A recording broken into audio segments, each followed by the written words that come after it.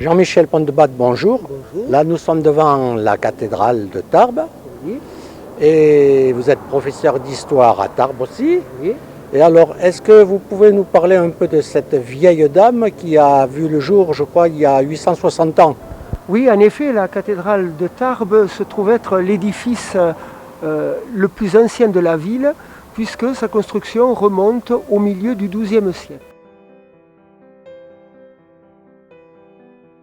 Au milieu du XIIe siècle, la construction actuelle commence par le chœur et les deux absides de chaque côté du chœur.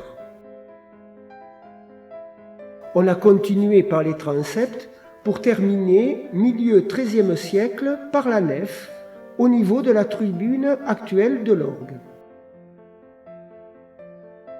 Par l'emploi d'assises alternées de pierre et de briques, le constructeur a su tirer le meilleur parti du modeste matériau dont il disposait. Pour les murs de la tour et les piliers massifs qui portent le clocher, la brique a été utilisée seule. Dans l'ensemble de la construction, la nef, les parties hautes de l'abside, les transepts, la brique alterne avec les galets. Au XIIe siècle, le gros œuvre de la cathédrale est terminé. On construit alors le cloître au XIIIe siècle, puisque à la cathédrale était attaché un chœur de chanoines qui vivait suivant la règle de Saint-Augustin. Actuellement, ce cloître est une reconstitution à partir d'éléments, notamment de chapiteaux, de colonnes qui ont été retrouvés sur place.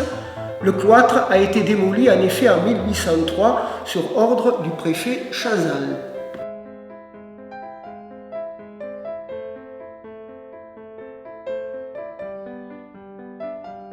La salle capitulaire est la salle de réunion des membres d'un chapitre.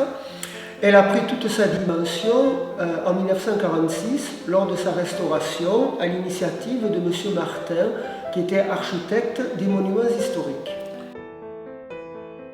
Auparavant, le sol était vraiment beaucoup plus haut. Oui, il a gagné ou perdu 60 cm. Les travaux permirent de restituer la hauteur d'origine de cette salle. De ce fait, les deux colonnes de marbre rouge qui supportent les voûtes se dévoilèrent dans leur intégralité.